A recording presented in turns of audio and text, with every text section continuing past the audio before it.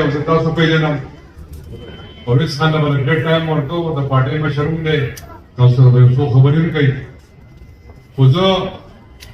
تاسو سره یو څو دوه درې خبرې کول غواړم یو خو اولنۍ خبره دا ده چې دلته په سوات ته په راتلو باندې زما خواهش دا و چې موږ لاول شمولیتي پروګرامونه وکړو او موږ سره خواږه درانه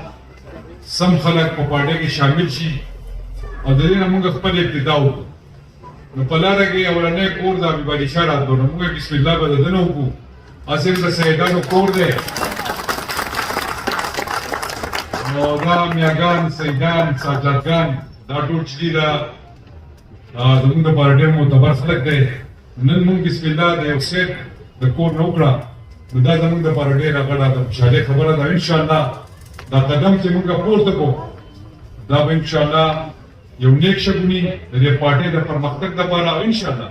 د دې علاقې د پرمختګ لپاره به انشاءالله دا یو نیک اقدام وي زه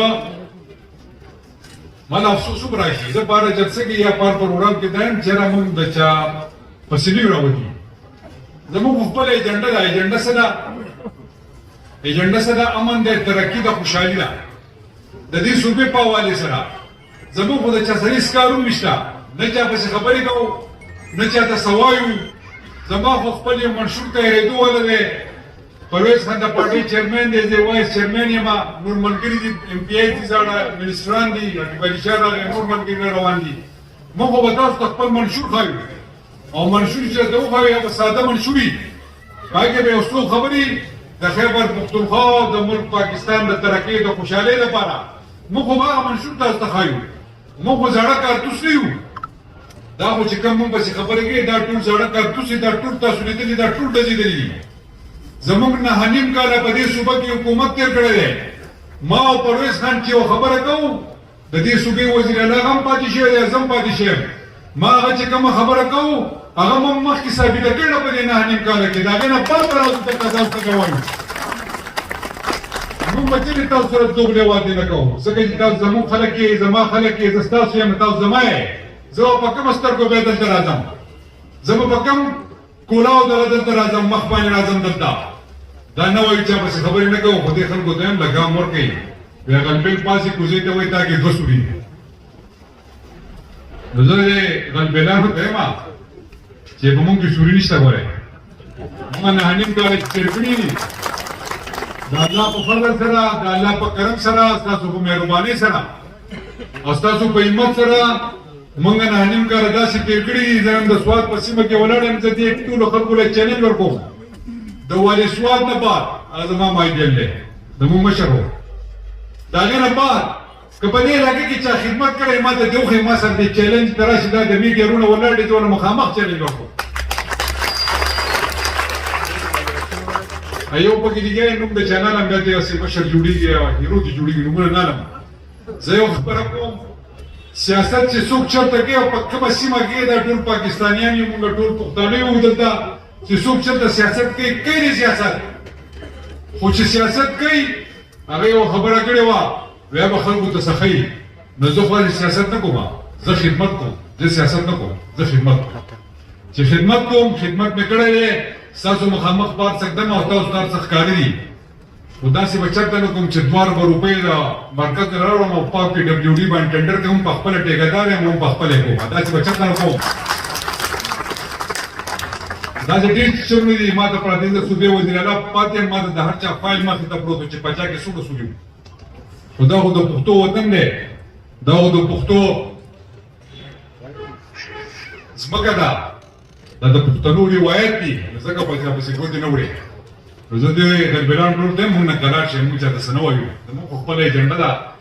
د پاکستان تحریک انصاف پارلمنټرین په نوم باندې یو نوې پارټي موږ ولې جوړوله ځکه مو جوړوله چې موږ خو د دې خلکو سره نه شو دی څنګه چې حبیب علي شاه وویل چې 14 میاشتې په مرکز کې او 8 میاشتې په خیبر پښتونخوا کې دوی چې کوم حکومت کړی په ایمان دغه حکومتونه شرمول دي اوس خو د چا زړه کې دي چې اسمبلۍ ته لاړ شم او د خلکو لپاره د چغه وباسم دغه دومره شرمول کړي ریکارډونه یې پرېښودي دا به تاسو وینئ تاسو ته ښکاره ده نن چې په دې وطن کې دا مهنګایي ده زما د حکومت پورې خو مهنګایي نه وه ما خو تاسو له هیلث کارت درکړی دی ما خو تاسو له ایجوکیشن کارت درکوو ما خو تاسو له فوډ کارت درکوو خو بدقسمتۍ نه اوه اته میاشتې مخکې زما حکومت ختم شو ما خو ډېر کارونه تاسو له روان کړي نور هم چې عامه طبقه غریبه طبقه چې هغو ته سړي میلاو شي خو بدقسمتۍ نه ما ته هغه موقع میلاو نه چې بجټ مو ورته ښودی بجټ مو پاس کړی و خو بدقسمتۍ نه موږ مخکې لاړو زه اوس وایم زه د هغې سره یم په سوات کې اوس هم د 300 ارب پلس پروجیکټونه روان دي د 300 اربو له پوره نه پاسه پروجیکټونه روان دي 4 یونیورسټیانې ستاسو جوړوي 4 یونیورسټیانې او چې کومه یونیورسټي تاسو له مخکې درکړه شوې وه د ایم پي په دور کې د هغې بلډینګ نه تیارېدو ځکه چې دلته ډېر سیاستدانان ټیکهداران دي نو ټیکهداران بلډینګونه نه جوړوي چې کوم سیاستدانان ټیکهداران دي هغه بلډینګ مې 5 لک زور په جوړ کړی دی ټیکې مې ونه منسوخ کړي دي خلکو به د سواد وزیرانه ناست دی او 30 ته 40 لک روپۍ یونیورسټي دغه ورته کرایه ورکوي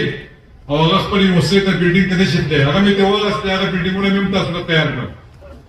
تاسو له ما په سواد کې 30 ساله پلانینګ کړی دی په 30 سال کې به نه تاله د سکول ضرورت نه به تاله د هسپتال ضرورت نه به تاله د کالج ضرورت نه به تاله د روډ ضرورت نه به تاله د اوبو